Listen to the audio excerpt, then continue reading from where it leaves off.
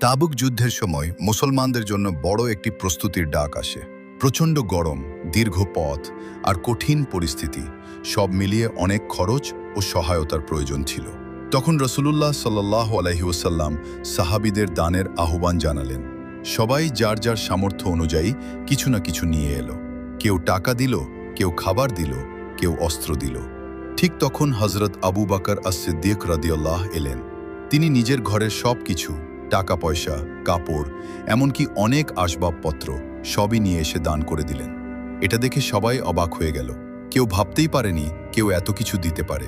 রাসূলুল্লাহ সাল্লাল্লাহু আলাইহি ওয়াসাল্লাম তাকে জিজ্ঞেস করলেন, আবু বকর, তুমি তোমার পরিবারের জন্য কি রেখে এলে? তিনি শান্তভাবে উত্তর দিলেন, আমি তাদের জন্য আল্লাহ ও তার রাসূলকে রেখে এসেছি। এই কথা শুনে রাসূলুল্লাহ সাল্লাল্লাহু আলাইহি ওয়াসাল্লাম গভীরভাবে সন্তুষ্ট হলেন। সেদিন সবাই বুঝল, সত্যিকারের ঈমান মানে শুধু দেওয়া নয়, বরং আল্লাহর উপর পূর্ণ ভরসা রাখা।